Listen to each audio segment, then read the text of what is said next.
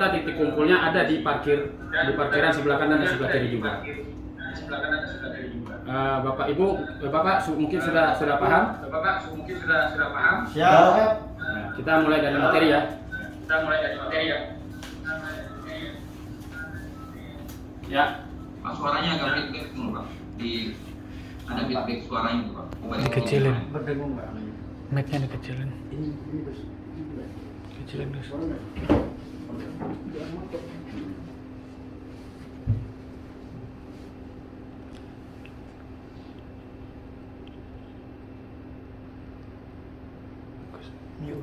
Mute kan itu Gus. Silakan lanjut Pak Iwan. Iya Pak. Masih feedback Pak. Laptopnya sama itunya. Iya Pak. Iya, lanjut ya Pak. Iya dah. Ya. Bapak-bapak, kita mulai dari menyusun APS. Perkenalkan dulu. Nama saya Iwan Iskandar.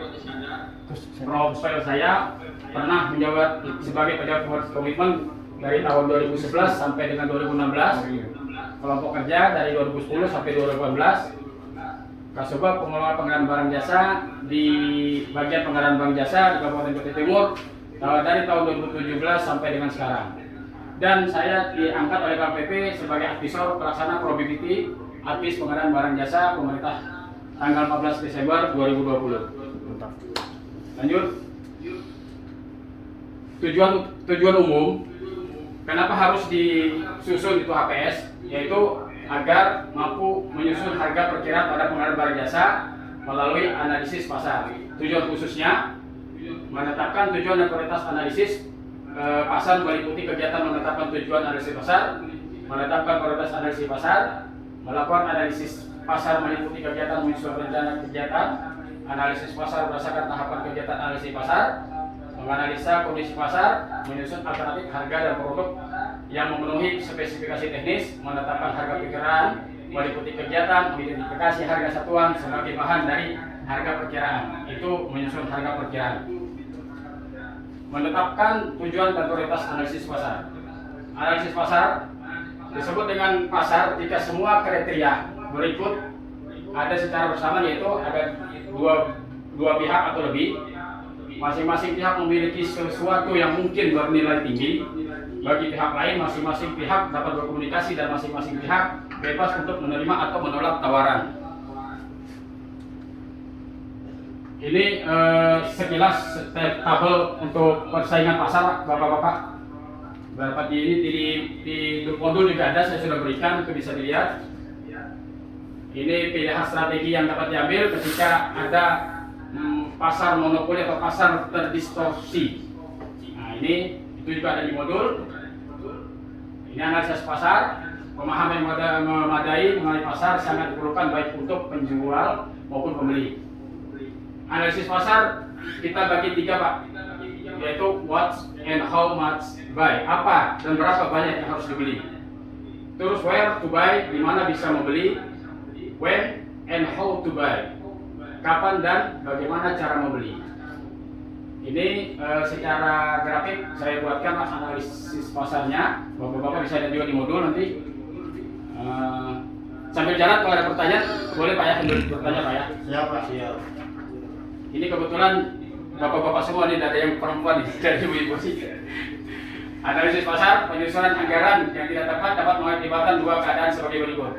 Apabila kita tidak melakukan analisis pasar, ini yang bisa terjadi Pak, yaitu bila perkiraan pekerjaan ditetapkan terlalu rendah, maka besar kemungkinan proses pelaksanaan pengadaan pada tahap pemilihan akan mengalami kegagalan karena tidak ada penyedia yang mau rugi ya, dengan menawar barang atau jasa sesuai spesifikasi yang diminta. Ini bapak-bapak dari mana nih semuanya? Ini Bapak Edi Hartoyo atau dari mana? Dari staf PBJ Pak. Staf PBJ. Ini Bapak Kasdi? Dari staf PBJ. PBJ juga. Bapak Agus Wijaya? Dari tim teknis. Oh, ini tim teknis. Nah, ini tim teknis ada nanti di dalam ini Pak. Terus bila penetapan, saya lanjut Pak ya? Siap. Analisis pasarnya. Bila penetapan biaya pekerjaan terlalu tinggi, maka akan menimbulkan kesempatan opportunity cost, mengingat terbatasnya sumber dana di tengah jumlah kebutuhan yang terbatas. kebutuhan program dan kegiatan lain atau maaf. Nah, ini yang biasanya APH selalu mengatakan HPS terlalu tinggi, ini bisa maaf ini. Nah, ini hati-hati kita di sini Pak ya, kalau penetapan yang terlalu tinggi. Biaya program kegiatan prioritas yang mendapat alokasi anggaran yang berlebih. Analisis pasar. Nah, ini Pak, apabila HPS ditetapkan terlalu rendah, besar kemungkinan. Nah, ini yang dari PBJ ini biasanya Pokja bisa menjadi mengalami kegagalan karena penawaran penyedia berada di atas HPS sehingga tidak ada yang dapat ditetapkan sebagai pemenang. Tapi apabila terlalu tinggi, terdapat kemungkinan terjadi kerugian negara apabila pihak berwenang menemukan adanya perbuatan melawan hukum baik yang disengaja maupun tidak. Nah, ini Pak yang dibilang sering APH atau aparat penegak hukum mengatakan itu HPS-nya adalah markup atau lebih tinggi. Nah, itu. Ini Pak, ingat hati-hati di sini dalam menyusun HPS. Ini sekilas penyusunan anggaran, tahap perencanaan, penetapan perkiraan, dan tahap persiapan. Ini prioritas untuk analisis pasar Pak, bisa dibaca di modulnya. Melakukan analisis pasar. Nah, ini analisis pasar berencana pembangunan gedung. Nah, ini untuk konstruksi Pak ya, pembangunan gedung. Penyusunan RKA, rencana luas bangunan, diambil harga standarnya, perencanaan pengawasan konstruksi biaya umum. Ini 4 faktor yang bisa dimasukkan di dalam penyusunan anggaran atau RKA. Terus penyusunan APS itu dari perencanaan ada bahan, upah, alat. Begitu juga konstruksinya juga begitu, ada bahan, upah, dan alat. Karena ini pekerjaan jasa konstruksi. Pengawasannya bahan, upah, dan alat juga. Tahap kegiatan analisis pasar. Nah, ini Pak jenis datanya harus diambil. Bapak-bapak jadi kalau menganalisis pasar untuk membuat HPS itu harus jenis datanya diambil data primer dan data sekunder. Sumber datanya data internal boleh. Data internal ini berarti dalam kantor sendiri atau ada kontrak-kontrak lama dipakai sebagai data boleh. Terus data eksternal itu berarti kita bersurvei Pak ya, survei ke pasar atau survei ke toko, minta datanya, minta harganya berapa, baru kita susun ke dalam OPS. Nah, cara pengelolaan data itu boleh permintaan formal atau atas informasi, kita bersurat, kita datang ke sana terus meminta tanda tangan mereka, itu boleh. Terus pendekatan bebas untuk pengumpulan informasi, artinya cuma ngobrol-ngobrol Pak, tapi kalau bisa sambil kita rekam, karena kita punya Android, kita bisa merekam apa yang diomongkan oleh pihak toko. Jadi dasar kita untuk menyusun HPS. Melakukan analisis pasar, menganalisis informasi pasar, pengolahan data dan informasi pasar, analisis data dan informasi, mulai analisis. Nah, ini Pak urut-urutannya untuk melakukan analisis pasar. Ini penilaian tingkat persaingan pasar, prediksi perkembangannya, karakteristik pasarnya sendiri, terus berdasarkan analisis kuantitatif dan pemicu pasar atau market driver. Penilaian harga. Nah, dari sisi biaya produksi, struktur harga dasarnya terdiri dari elemen berikut: biaya bahan langsung, direct material, biaya tenaga kerja langsung, direct labor, biaya overhead. Nah, ini Pak harus dimasukkan biaya overhead untuk keuntungan daripada nanti penyedia. Nah, faktor yang mempengaruhi harga, biaya produksi dan distribusi. Di harga, nilai produksi bagi konsumen, persaingan, dan faktor pasar. Meski batas maksimum perhitungan keuntungan HPS adalah 15% Pak. Ini untuk keuntungan. Tapi penyedia tidak boleh memperoleh keuntungan di atas, misalnya itu tidak boleh. Maksudnya itu artinya gini Pak, 15% ini penyedia itu boleh dapat lebih pada ini, karena artinya mereka mungkin menawar. Kita menetapkan keuntungan mereka itu 15%. Ternyata mereka punya harga lagi yang lebih rendah daripada survei kita. Artinya mereka bisa dapat keuntungan lebih daripada 15%, seperti itu. Ini segmentasi pasar penyedia, membangun variabel segmentasi berdasarkan pengetahuan pasar yang dimiliki, menyaring beberapa segmen berdasarkan pengetahuan dan bagian umum, mengidentifikasi risiko dan peluang dari setiap segmen, dan pilih segmen yang terbaik untuk memenuhi kebutuhan instansi. adanya dokumen yang menunjukkan adanya perintah dari pejabat yang berwenang. Ini dokumentasi Pak ya, dokumentasi apabila kita mau melakukan analisis pasar. Terus adanya dokumen atau bukti lain yang menunjukkan hasil proses penugasan dimaksud. Sumbernya dari mana, kapan dan di mana data informasi diperoleh seharusnya dapat diidentifikasi secara jelas untuk memudahkan proses review atau audit. Nah ini Pak, hati-hati di sini Pak, audit ini, auditor ini yang kita sering berdebat masalah HPS. Dokumen dan bukti-bukti tersebut semestinya dikelola dan disimpan oleh pejabat yang terkait dengan tahapan proses untuk memudahkan pencarian ketika diperlukan. Ketika diperlukan artinya waktu pas audit Pak ya, pas diminta oleh auditor kita bisa dapatkan buktinya tuh. Saya pakai jaket Pak, dingin ya ruangan ini. Terus menetapkan harga pegangan sendiri. Ini Pak, ini contoh barang jadi. Jadi barang atau material ini jenis pengadaan barang. Nah ini untuk yang produksi itu khusus jasa konstruksi, jasa lainnya jasa konsultasi. Jadi barang proses, material, peralatan, tenaga kerja dan akan menjadi barang. Itu. Nah. Identifikasi harga satuan tahap penyusunan anggaran. Ini di tahap penyusunan anggaran Pak ya. Komponen biaya utama dan pendukung. Biaya untuk memastikan output pengadaan berfungsi secara efektif yang meliputi biaya pemasangan dan instalasi, pengujian dan pengetesan. Biaya terkait organisasi pengadaan yang meliputi honor. Nah ini honor Pak, penting Pak kalau kita nyusun anggaran honor jangan tidak, karena nanti kasihan kalau tidak ada honor nanti jadi syariah nanti mereka bekerja kan, seperti honor PPK, honor Pokja, terus honornya tim penyusun tim pendukungnya juga diperhatikan Pak ya. Biaya profesional organisasi pengadaan yang meliputi biaya perjalanan dinas. Nah ini apabila paket proyeknya nanti jauh, itu bisa kita masukkan untuk penyusunan anggaran perjalanan dinas Pak. Biaya makan minum rapat, biaya cetak, dokumentasi serta perbaikan. Biaya yang diperlukan sesuai ketentuan yang berlaku, misalkan biaya honor PA atau KPA. Nah itu perlu juga Pak. Honor paling penting Pak, jangan dilupakan. Identifikasi harga satuan tahap penyusunan anggaran. Setelah komponen utama dan pendukung diidentifikasi, langkah selanjutnya mengidentifikasi atas harga satuan komponen dengan ketentuan, melakukan identifikasi komponen utama dan komponen pendukung, kegiatan yang diperkenankan berdasarkan ketentuan yang berlaku atau pengetahuan umum yang dimiliki, melakukan identifikasi harga satuan komponen berdasarkan analisis pasar yang bersumber dari standar harga. Nah standar harga itu Pak, artinya ada dari kabupaten kita ini namanya HSKP. HSPK, harga satuan perkiraan kabupaten. Terus data pasar atau harga kontrak sejenis di instansi yang lain atau instansi yang sama. Jadi artinya kontrak itu bisa dari instansi lain dengan jenis kontrak yang sama, dengan jenis barang yang sama dan jenis spesifikasinya juga yang sama.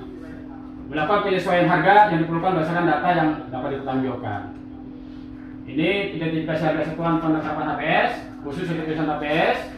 Pada pengadaan barang menggunakan evaluasi penilaian biaya selama umur ekonomis. Nah ini untuk umur ekonomis Pak ya. Jadi harga barang, biaya operasionalnya, biaya penggunaannya, perkiraan nilai, biaya sisa, terus value. Ada pertanyaan Pak, Bapak-bapak? Ada. Ya. Assalamualaikum warahmatullahi wabarakatuh.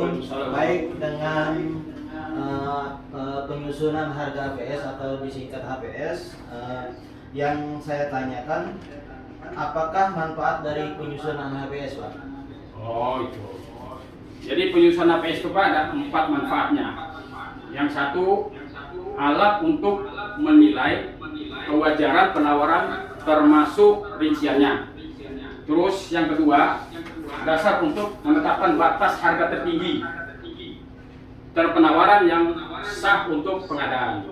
Terus dasar untuk negosiasi. Nah Bapak kan di PPJ tuh Ya. Bapak ada pejabat pengadaan, juga ada Pokja. Nah itu dasar untuk negosiasi dalam pengadaan langsung dan penunjukan langsung. Terus dasar untuk menetapkan besaran nilai jaminan penawaran Pak. Jadi jaminan penawaran itu kalau sesuai dengan Permen PUPR 14, apabila dia sudah di atas dengan nilai 2,5 miliar, itu harus punya jaminan penawaran 1-3% dari HPS. Siap. Kenapa? Siap. Ya. Kita lanjut ya.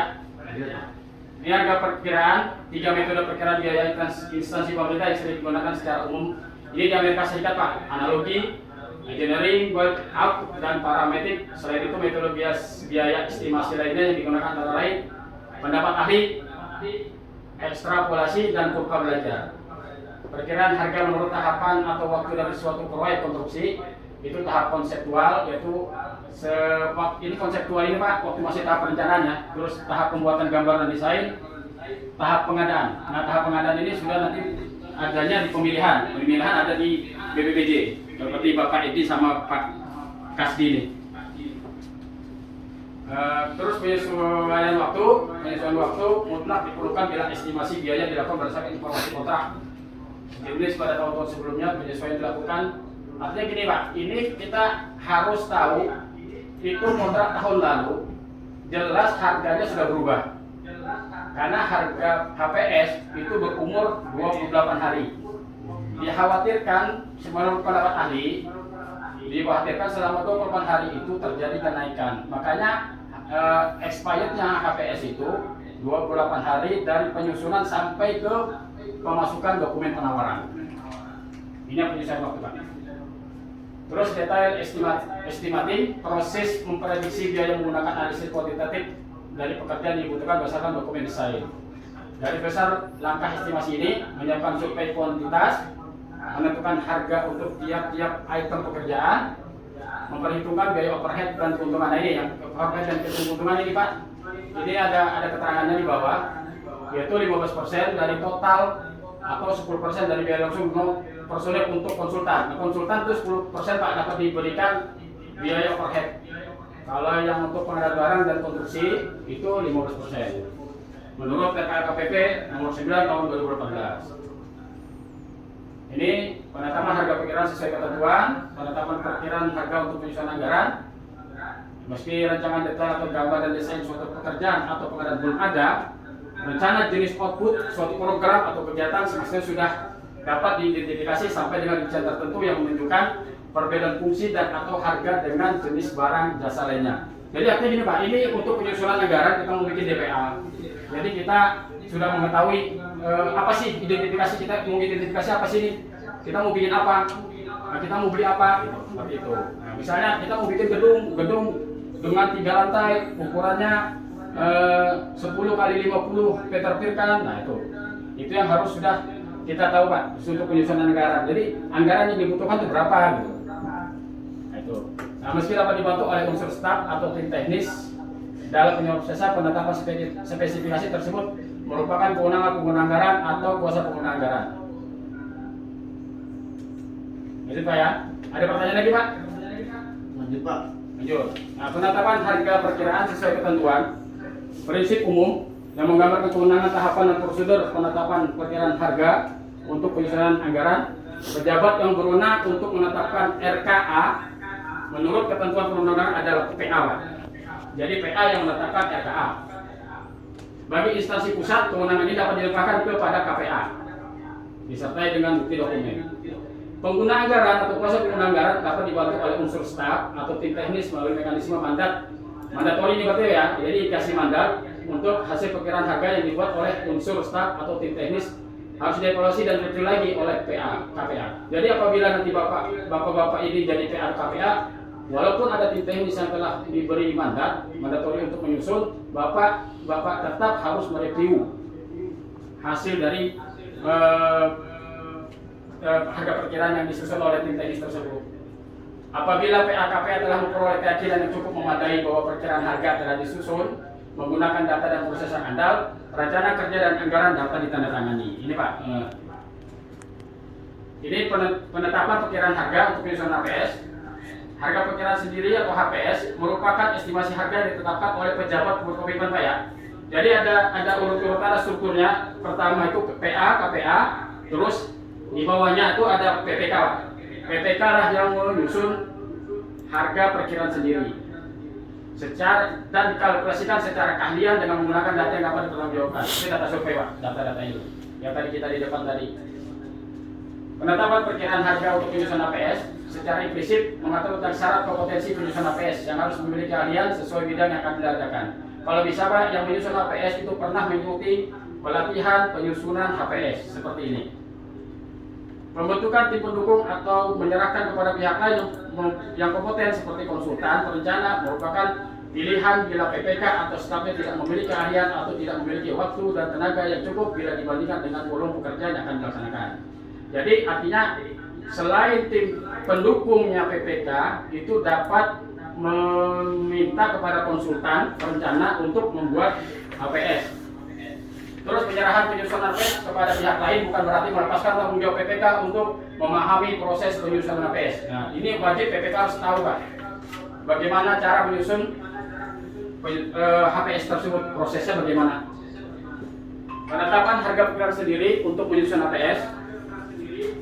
Sebelum menandatangani HPS, PPK semestinya terlebih dahulu melakukan proses review untuk memperoleh keyakinan bahwa dokumen tersebut telah disusun sesuai ketentuan dengan perhitungan yang cermat dan berdasarkan data-data yang dapat dipertanggungjawabkan. Nah ini Pak, artinya ini harus dibuatkan berita acara Pak. Selama penyusunan HPS itu namanya berita acara penyusunan HPS. Nah di situ ada PPK, ada tim pendukung. Kalau memang dapat harganya dari konsultan perencana ya ada konsultan perencana juga di berita acara penyusunan HPS.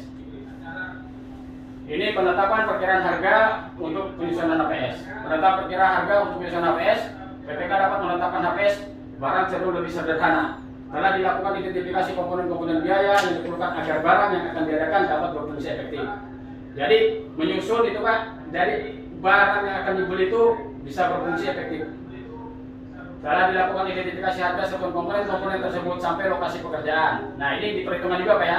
Ini biaya materi, artinya materinya di mana? Mau ditaruh di mana? Di kantor atau ditaruh di kecamatan. Dalam melakukan pengujian kecermatan penjumlahan biaya komponen yang telah memperhatikan ketentuan berikut seperti ini Pak ya. Harus ada keuntungan Pak, memperhitungkan biaya overheadnya Pak untuk penyedia Pak 15%. Itu dibolehkan Pak dan menambah untuk pajak pertambahan nilai. Ya Pak. Durasinya sudah lewat loh, dipercepat Pak. Oke Pak ya Pak. Baik Pak. Nah ini penetapan pikiran sendiri. Banyak buat komitmen mungkin bisa dilihat Pak ya di situ Pak ya, di anunya, di ininya, di modulnya. Ini penetapan perkiraannya juga. Nah ini banyak buat komitmen menetapkan HPS, bila bisa dibaca ya Pak. Nah mungkin sekian Pak yang saya dapat sampaikan dalam hal penyusunan HPS. Jadi bapak-bapak yang dari BPBJ ini terkaitnya itu adalah nanti review HPS. Nah ini ada tugas Pak ya, nanti bikinkan tugas, Bapak bikin nanti itu ada dicatat Pak ya. Siap Pak. Ada DPA pada Dinas Perindustrian Perdagangan, itu disusun HPS Pak.